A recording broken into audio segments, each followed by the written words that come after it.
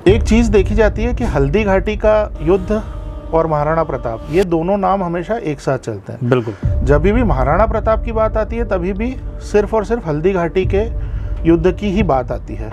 आप इसको कैसे देखते हैं? इतिहास पढ़ाने का जो हमारा ढर्रा एक बना पिछले कुछ दशकों में, उसकी अगर कोई मूल भावना, नींव अगर कोई है, तो वो ये है कि आपको ऐसा इतिहास पढ़ाया जाए जिससे आप में इतिहास के प्रति गर्व का बोध न हो पाए। पढ़ने में अच्छे बच्चे, ये जो एक कैटेगरी होती है, उनके सारे परिवार, समाज, ये उनसे यही उम्मीद करता है कि या तो वो इंजीनियर बने या वो डॉक्टर्स बने। इस वजह से होता क्या है कि इतिहास लिखने का काम दोयम दर्जे के लोगों के हाथ में आ गया जी। तो इसलिए ये कहानियाँ ऐसी चलाई गई कि हल्दी घाटी का एक युद्ध हुआ। युद्ध में कुंवर मान सिंह उस समय थे, तो उन्होंने राणा प्रताप को करीब करीब हरा दिया। राणा प्रताप जैसे तैसे जान बचा के वहाँ से बाहर आए हल्दी घाटी से, और फिर वो अरावली की पहाड़ियों में बहुत बुरे दिनों में रहे और उनको वो घास की रोटी खाने लगी। और वो कविताएँ होता है, वो कभी कहानियाँ मोटा मोटा महाराणा के बारे में जी मासेस को ये पता है, या बहुत बड़े वर्ग को यही पता है, क्योंकि इतने टेक्स्ट बुक में पढ़ाया गया है। भामा शाह का नाम सबको पता है जी। ये कहानी भी पता है कि भामा शाह ने धन उपलब्ध करा जी। ऐसा कहते हैं कि 50,000 की फौज खड़ी की जा सके, इतना धन भामा शाह ने उपलब्ध कराया। और राणा ने अरावली की पहाड़ियों में रह के, जंगलों में रह के जनजाति के लोगों के साथ करीब करीब 30-35 हज़ार की फौज खड़ी की। बैटल ऑफ दिवेर को पूरा गायब कर दिया गया जी। And that was a conclusive victory, बिल्कुल ऑल आउट विक्ट्री। उसमें कोई कंफ्यूजन ही नहीं है।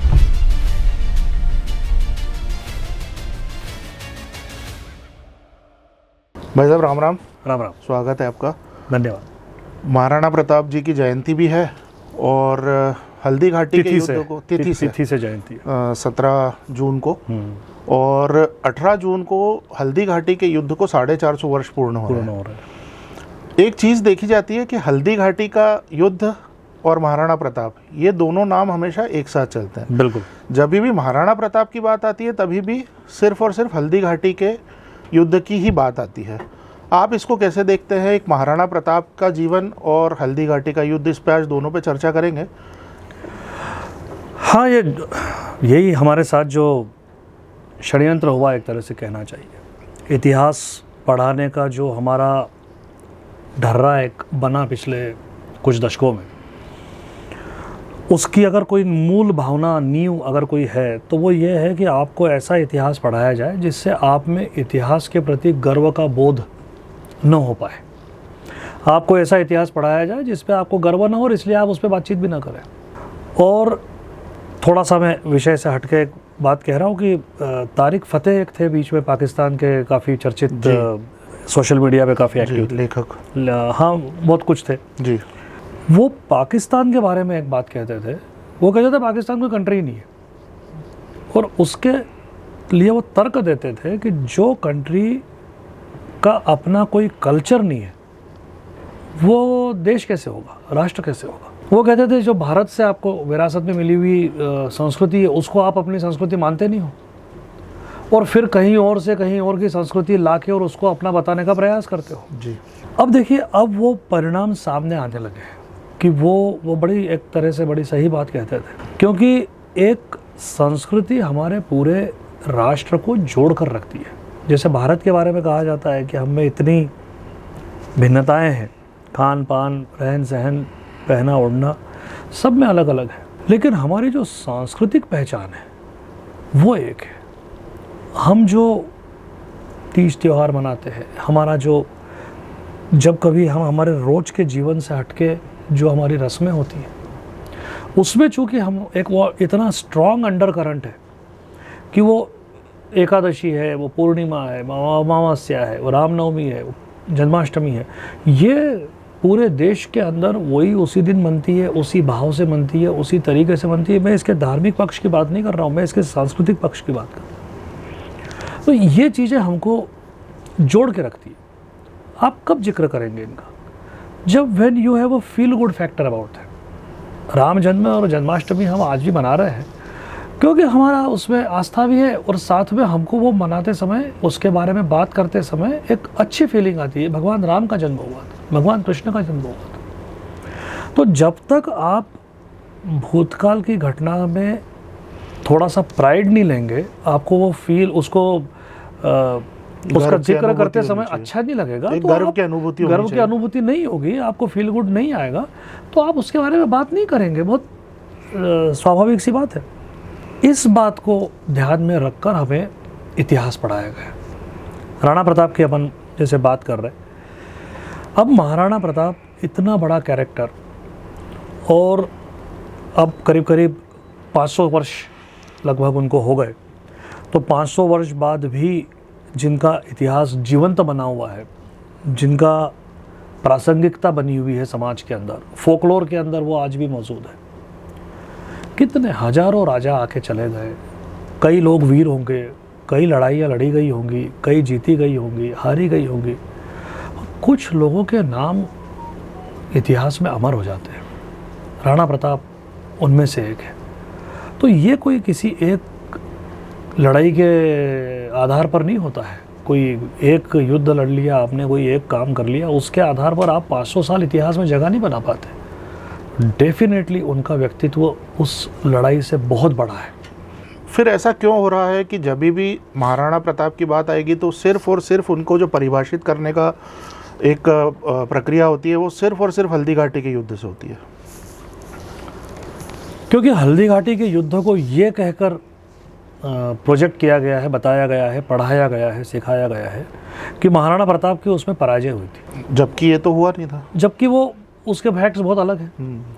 प्रचारित ये कह के किया गया। सामान्य आदमी को अगर आप पूछेंगे तो उसको यही पता है कि करीब करीब वो चेतक ने उनको बचा लिया, अन्यथा शायद वो बचते ही नहीं वहाँ पर। ये एक इमेज क्रिएट की गई, और चूंकि ये इमेज क्रिएट की गई तो आपको गर्व की अनुभूति नहीं होगी। गर्व तो चेतक के ऊपर है, महाराणा ने क्या ही किया, ये एक मन में भाव व्यक्ति के आता है। और इसलिए आप देखिए, मेरे बचपन की यादें 1976 से चालू होती है। तो हमने हमारे बचपन में महाराणा प्रताप का प्रेजेंस, उनकी उपस्थिति समाज में आज से बहुत ज़्यादा देखी।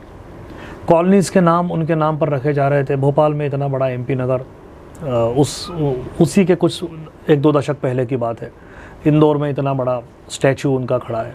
और भी जगहों पर, कई जगह मैंने लाइब्रेरीज के नाम देखे महाराणा प्रताप के ऊपर। बिल्कुल। छोटी छोटी दुकान, पान की दुकान में जो कैलेंडर वगैरह लगे रहते थे, उसमें जो फोटो है वो कहीं राणा प्रताप का, कहीं झांसी की रानी का, कहीं विवेकानंद का। तो ये सारे कैरेक्टर्स उस समय समाज में बहुत कॉमनली देखे जा सकते थे। मेरा ऑब्जर्वेशन ऐसा है कि पिछले कुछ दशकों में, 2-3 दशकों में विशेषकर, वो प्रेजेंस उनका कम हो गया, बहुत कम हो गया। और मुझे अब बहुत डाउट है कि जो बहुत छोटे बच्चे अब हैं वो उनको पहचानेंगे या नहीं पहचानेंगे, और पहचानेंगे तो उनके बारे में क्या ही जानते हैं। जी। तो ये चालू कहाँ से होता है, ये स्थिति क्यों आई? मैं वही समझना चाह रहा था कि जो महाराणा प्रताप का जीवन है, अपन हल्दी घाटी के बारे में तो चर्चा हम लोग करेंगे ही, लेकिन हल्दी घाटी के पहले भी जो बताया जाता है कि हल्दी घाटी के युद्ध के बाद ही महाराणा प्रताप जंगलों में विचरण करते थे, जबकि ऐसा नहीं था।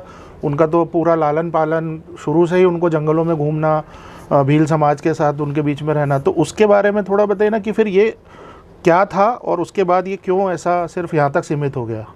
नहीं, चेरी पिकिंग वैसे तो थोड़ी पॉजिटिव जैसी टर्म है कि आप जो अच्छा लगता है वो चुन लेते हो। तो उन लोगों ने वो चेरी पिकिंग ही की थी इतिहास पढ़ाते समय, उनकी सोच के लिए। जी।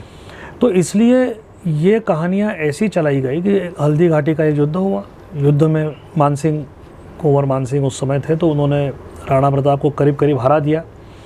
राणा प्रताप जैसे तैसे जान बचा के वहाँ से बाहर आए हल्दी घाटी से, और फिर वो अरावली की पहाड़ियों में बहुत बुरे दिनों में रहे, और उनको वो घास की रोटी खाने लगी। और वो कविताएं होता है, वो कभी कहानियाँ, वो रोटी भी बिल्ली लेकर चली गई जंगली, और बच्ची उनकी भूखी है, और इस तरह की स्थिति के बारे में चित्रण।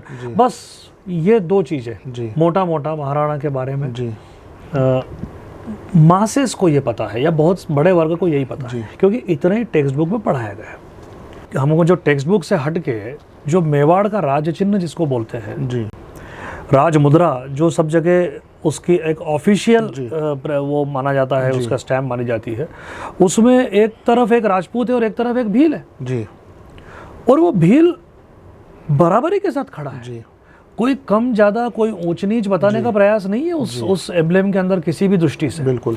तो जैसे राजपूत है वैसे ही भील है, और यही वस्तु स्थिति थी जी। ये जो सारे इसके पीछे के प्रचार दुष्प्रचार जो किए गए हैं पिछले शतकों में जी, कि आर्य तो बाहर से आए, फिर उन्होंने यहाँ पर आकर सबके ऊपर राज किया, अत्याचार किए, शोषण किया, उनको भगा दिया, उनको। राणा प्रताप तो भीलों की सेना लेके चल रहे थे। बिल्कुल, बिल्कुल। और भीलों को पूरा मान सम्मान मिल रहा था, क्योंकि वो हमारे समाज का हिस्सा थे। पुंजा भील और ये अब इतनी सारी उन्होंने, एग्जैक्टली। तो ये सारी बातें जो है, तो ऐसा नहीं है, देखिए उनके बारे में जितने भी हमारे जिसको कहना चाहिए इतिहास के नायक थे, हीरोज थे, उनको कहीं ना कहीं डाउनसाइज करना, उनके बारे में हमारे समाज के बीच में ऐसी भ्रांति पैदा करना कि ये कोई उतने बड़े थे नहीं।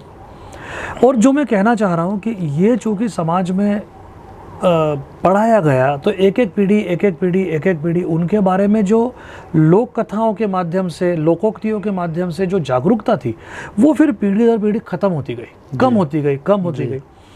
और हम तक आते आते वो लगभग हल्दी घाटी और घास की रोटी तक सिमट चुकी थी। हमारे आगे मुझे लगता है 1-2 पीढ़ी बाद शायद अब ये भी कहानियाँ किसी को पता है कि नहीं पता है, वैसी स्थिति बन गई। और इसलिए बट नेचुरली अब जो नई यूथ है वो अगर कोई काम करती है, कोई क्लब बना रही है, कोई समूह बना रही है जी, या कोई गतिविधि कर रही है, तो उसमें वो राणा प्रताप के नाम का जिक्र कितनी बार करेंगे, इस्तेमाल करेंगे क्या, इसकी संभावनाएं कम हो गई है। तो ये सारा जो मसला है, ये मसला आके वहीं टिकता है कि आपको अपने नायकों के बारे में गर्व की अनुभूति ना हो, अपने इतिहास की अनुभूति ना हो। इसलिए या तो उनकी हार का जिक्र करो, उनकी पराजय का जिक्र करो, और अगर पराजय नहीं हुई है तो कोई ड्रॉ मैच ऐसा निकाल ले जी, जिसमें बहुत कंक्लूसिव विक्ट्री नहीं है किसी की, उसको पराजय बता के और समाज पे थोप दिया जाए। जी, अब हल्दी घाटी वही जैसे आप बता रहे हैं कि समाज में एक हीन भावना लेकर के आना, और उस हीन भावना के कारण जो जितने वीर पुरुष हैं उनकी वीरता की हम या तो चर्चा ना करें या उनका अनुसरण ना करें, उनकी हमारे समाज में बात ना हो। ये जो हल्दी घाटी के युद्ध को एक और उसके रूप में बोला जाता है कि अनिर्णायक था, लेकिन अगर हम देखेंगे तो ये तो उनकी युद्ध की पद्धति थी, जो छापामार युद्ध वो करते थे महाराणा प्रताप, और ऐसे 100 युद्ध है करेक्ट जिसमें वो छापामारी करते थे। और इनके इस युद्ध में भी कुंवर मान सिंह की जितनी रसद थी वो उन्होंने पूरी लूट ली, और भूखे मर रहे थे। एक गांव में जाकर के इनको शरण लेनी पड़ी, छुपना पड़ा, और डरते रहे कई दिनों तक कि महाराणा प्रताप आएंगे और वापस रात में आकर के हमारे ऊपर धावा बोल देंगे। बिल्कुल। तो इस प्रकार से ये हीन भावना लेकर के आना, तो हम उसको बदले कैसे हम लोग समाज में ये चीज़ लेकर के जाएं कि सही बात क्या है, और युवाओं का जो इतना बड़ा एक प्रेरणा स्रोत है महाराणा प्रताप, ऐसे वीर का सही कहानी क्या है और कैसे पहुंचाएं। देखिए, थोड़ी सी बिल्कुल ही अलग सी बात कर रहा हूँ मैं। हमारा जो समाज है, उस समाज में सामान्यतः पिछले 50 वर्षों में पढ़ने में अच्छे बच्चे, ये जो एक कैटेगरी होती है, उनके सारे परिवार, समाज, ये उनसे यही उम्मीद करता है कि या तो वो इंजीनियर बने या वो डॉक्टर्स बने।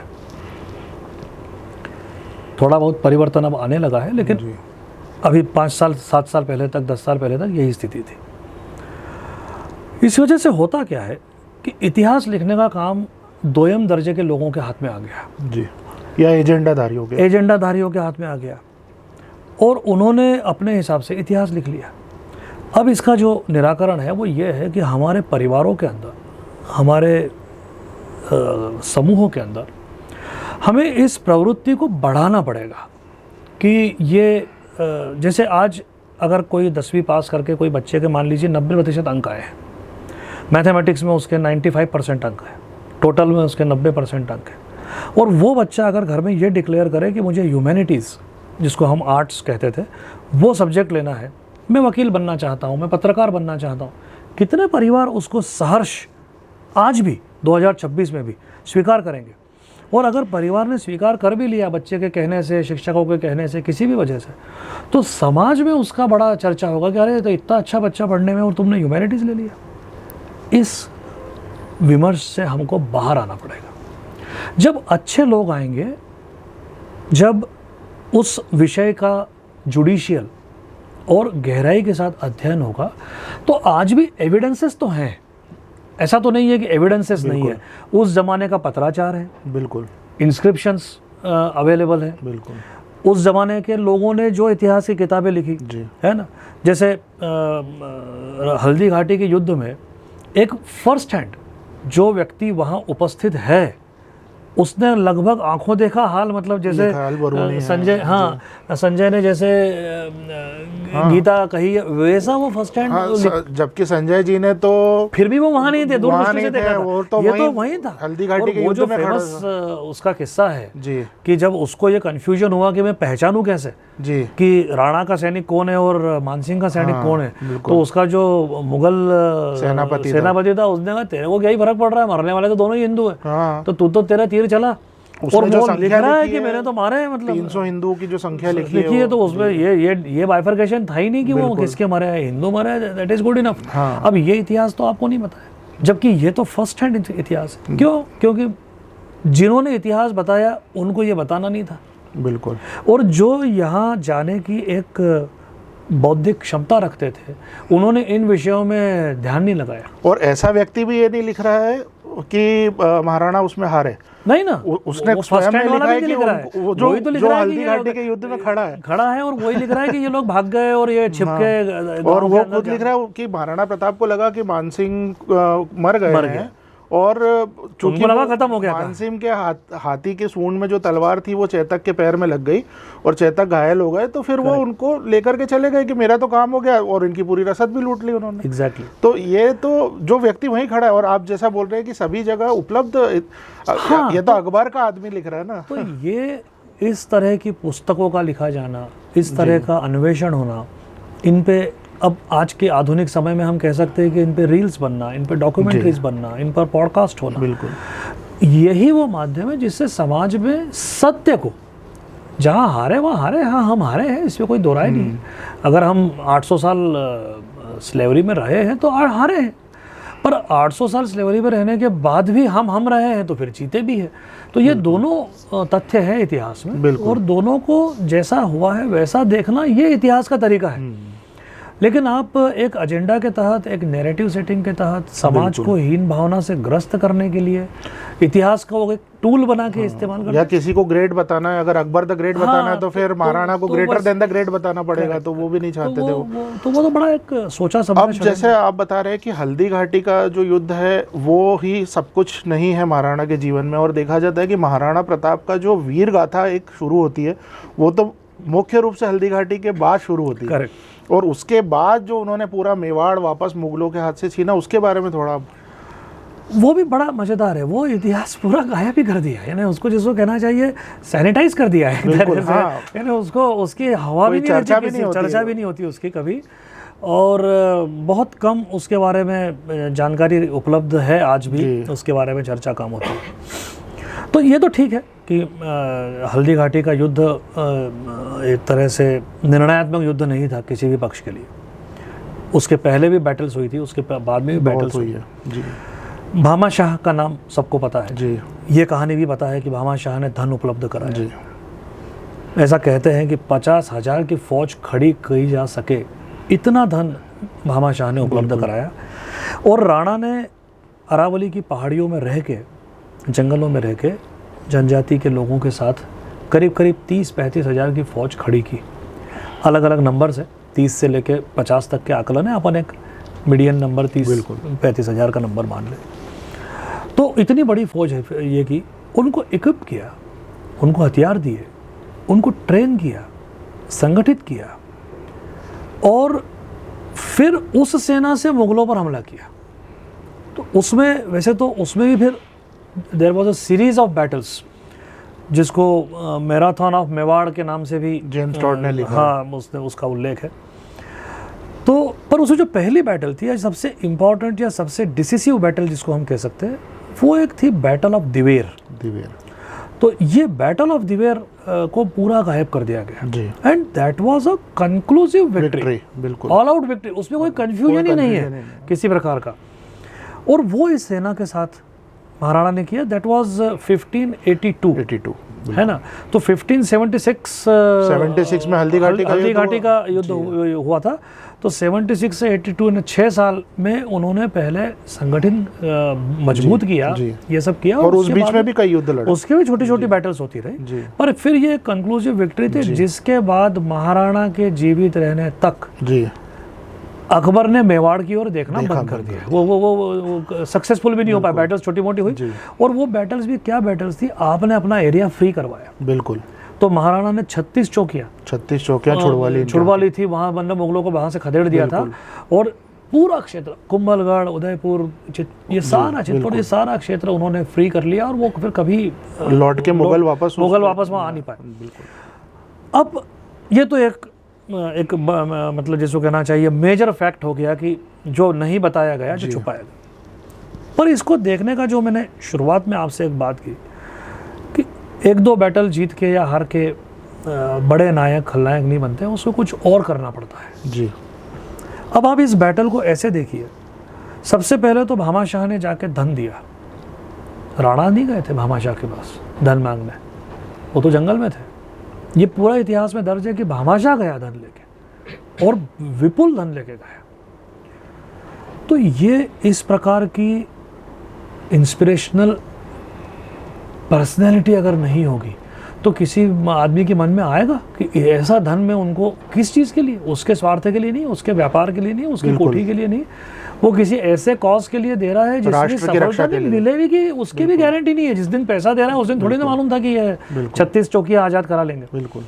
पर ये क्या उस आदमी को विश्वास होगा उनकी नीयत में, कितना उनकी इंटीग्रिटी, जिसको कहना चाहिए ना कि व्यक्ति इनसाइड आउट कितने प्योर होंगे, कितने निर्मल होंगे कि एक लेश मात्र शंका भामाशाह के मन में ये नहीं होगी कि ये धन मेरा व्यर्थ भी जा सकता है। और ये महाराणा प्रताप की महानता के बारे में भी बताता है। उन्हीं को कह रहा हूं मैं कि उनके कितना निष्कलंक चरित्र होगा उनका कि उस पे कोई व्यक्ति इतना विश्वास कर रहा है कि वो लगभग अपना सब कुछ उनको दान दे दे रहा है। तो ये पहली खासियत कि आप, और एक बात और बताऊं मैं, ये एक केस नहीं है कि अकेले भामाशाह ने सारा धन दिया जी। कोई किसी के घर में इतना धन किसी भी ज़माने में रखा नहीं रहता है, ठीक है ना। वो धन इकट्ठा किया रहता है, ठीक है। भामाशाह का उसमें बहुत बड़ा योगदान था, लेकिन समाज का भी योगदान था। जो समाज यहाँ नगरों में रह रहा था, जो व्यापार कर रहा था, क्योंकि उनको वो चाहिए था, उनको सबको महाराणा पे विश्वास था। तो एक पूरे समाज ने अपनी तरफ से जो बेस्ट हो सकता है वो किया। बिल्कुल। ये उनकी पहली खासियत कि उनकी ये पर्सनैलिटी थी कि उसके लिए लोग अपना सर्वस्व त्याग करने के लिए, न्यौछावर करने के लिए तैयार थे। फिर उन्होंने भीलों को संगठित, छोटे बड़े का कोई भेद नहीं है, कोई भेद नहीं। सामाजिक समरसता वाली जो आज हम बात कर रहे हैं वो बड़े नेचुरली उन्होंने उसको खत्म कर दिया, क्योंकि था ही नहीं, बात ही नहीं, बिल्कुल नहीं था, वो कोई भाव था ही नहीं। उसके बाद उनको संगठित करना, सेना संगठित करना मजाक थोड़ी ना है। आपको एक पर्टिकुलर उम्र के, एक पर्टिकुलर शरीर बल के लोग लगते हैं। बिल्कुल। एक परिवार में वो एक व्यक्ति होगा, दो व्यक्ति होगा, चार व्यक्ति और है परिवार में पीछे। बिल्कुल। ऐसा तो है नहीं कि सिर्फ 18 से 28 के लोग ही जंगल में घूम रहे हैं। तो पूरा समाज है जंगल के अंदर, उसमें से वो चयन करना, चयन करके उनको ये विश्वास देना कि हमारे साथ आप सुरक्षित हो। क्योंकि आप उस माहौल के बारे में सोचिए कि चारों तरफ तब तो मुगल थे ना उस दिन, तो भय नहीं लगता क्या कि आज इनके साथ अगर हमको देख लिया जाएगा। आज हम देख रहे हैं बंगाल में कि जब वो हटी सत्ता तृणमूल की तो कितने लोग बाहर आए। जब तक सत्ता थी तब तक तो नहीं आए। बिल्कुल। यहाँ पर आप सत्ता के होते हुए लोगों को खड़ा कर रहे हैं। बिल्कुल। उनके हो, तो ये जो एक इंस्पायर करने की ताकत, संगठित करने की ताकत, फिर इंफ्रास्ट्रक्चर, सबको हथियार देना है, उन जगहों का कुछ न कुछ युद्धाभ्यास, क्योंकि जब तक अनुशासन नहीं आएगा, जब तक प्रैक्टिस नहीं आएगी, तब तक आप जाके लड़ थोड़ी सकते। ठीक है, भील समाज एक तरह का एक नेचुरल, उनका कुछ युद्ध की उनकी अपनी कलाएं थी, वो थी, लेकिन फिर भी किसी विशेष युद्ध के लिए अगर आपको तैयार करना है, आप सोचिए 6 साल लगे सर, ये कोई एक दिन 2 दिन की बात थोड़ी थी। तो 6 साल उस व्यक्ति ने लीडरशिप की जितनी क्वालिटीज़ होती है वो सारी क्वालिटीज़ उसमें दिखाई, और उसके बाद फिर प्लान करना, प्लान को एग्जीक्यूट करना, और एग्जीक्यूट करके उसको कंक्लूड करना। बिल्कुल। तो ये जो आज एक मैनेजमेंट की भाषा में बातें समझाई जाती है, ये सारा राणा के अंदर था जी। और इसके बाद वो उनको दुश्मन को भगाने के बाद में अपना राज्य स्थापित करना और अब अपना राज्य सुशासन के रूप में चलाना, वही। तो ये सारी चीज़ें आज राणा ने एजुकेशन के क्षेत्र में क्या किया होगा, राणा ने मंदिर स्थापना के क्षेत्र में क्या किया, राणा ने धर्म संस्थापना के क्षेत्र में क्या किया, ये बातें बाहर आई ही नहीं है। नहीं, बहुत बढ़िया वैसा, और ये इस तरह से आनी चाहिए, मतलब वो पूरी जीवन गाथा एक बार वापस सुन के ऐसा लगता है कि महाराणा प्रताप के जीवन की यात्रा एक तीर्थ यात्रा के रूप में भी हो जाती है। इसमें एक बहुत बड़ी चीज़ है संकल्प एक व्यक्ति का। महाराणा प्रताप का जो संकल्प था कि मैं कुछ भी हो जाए, मेरी मातृभूमि को मुग़लों से स्वतंत्र करा के रहूँगा, और दूसरा संकल्प ये कि कभी भी मुग़लों के साथ मैं संधि नहीं करूँगा। ऐसा कहते 6-7 बार अकबर ने दूत भेजे अपने कि किसी भी प्रकार की संधि हो जाए। मानसिंह आए थे, मानसिंह आए, टोडरमल आए, तो ऐसे 6-7 बार हुआ। मानसिंह वाला तो एक किस्सा, खाना खाने का जो किस्सा है, उदय सागर जो उसके किनारे पे जो हुई सारी, इसमें एक आज का जो युवा है वो जो महाराणा प्रताप के जीवन से सीख ले सकते हैं कि संकल्प, क्योंकि आज भी एक इच्छा शक्ति की कमी, या जो भी हमारे अंग्रेज़ों के भी 200 साल का जो इतिहास रहा उसके कारण जो एक हीन भावना आ गई है, एक अपने ही समाज और संस्कृति के प्रति आत्मग्लानि का भी एक भाव आ चुका है, और उसको लेके कई बार जो युवा है वो कहीं ना कहीं भ्रम में आ जाते हैं। ये जो महाराणा का संकल्प है, इसके बारे में आप थोड़ा सा, क्योंकि वो संकल्प एक ऐसा संकल्प था जिसके लिए वो हमेशा लड़ते रहे, मतलब उनके पास बहुत सारे अवसर आए। अकबर के लिए मेवाड़ जीतना इसलिए ज़रूरी था क्योंकि गुजरात की खाड़ी से जो भी उनका आगे अंतर्राष्ट्रीय व्यापार चलता था, लेकिन महाराणा के लिए वो सिर्फ एक रास्ता नहीं था, वो उनकी मातृभूमि थी। वो कभी भी वो चाहते नहीं थे कि मुग़लों को दे। तो ये संकल्प कैसे सीख सकते हैं ये युवा? नहीं, मतलब महाराणा में तो संकल्प था ही, शिवाजी महाराज में भी था, बिल्कुल, विवेकानंद में भी था।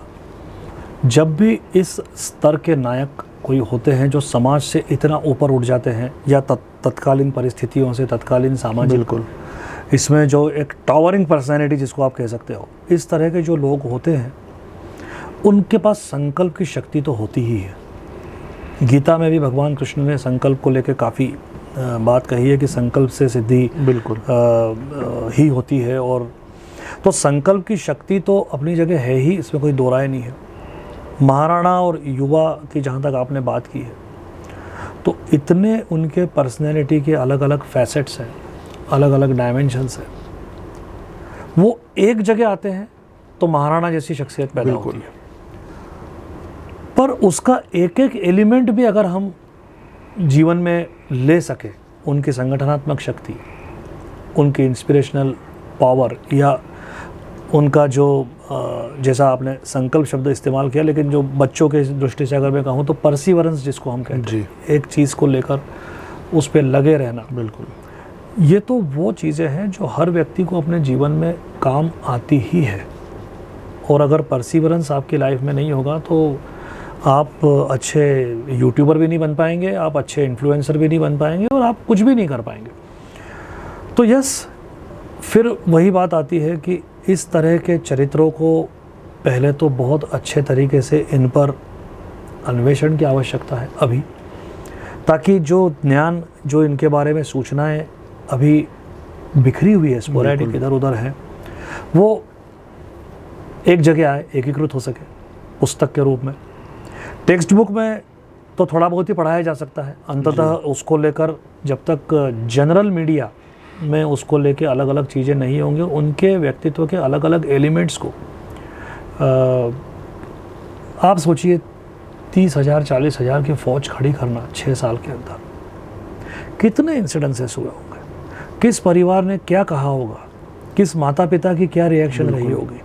हर व्यक्ति, आज हम देखते हैं हमारे छोटा सा कोई मान लीजिए व्यापार है, 8-10 लोग हैं, या कोई छोटे से समूह से आप जुड़े हुए हैं, एक मल्टी स्टोरीड बिल्डिंग है जिसके अंदर 50 फ्लैट्स है, उसमें पानी की और समस्या और चौकीदार की सैलरी और एमपीबी का बिल और इनको लेके भी बड़ी क्या कहना चाहिए, क्लैशेस हो जाते हैं। बिल्कुल।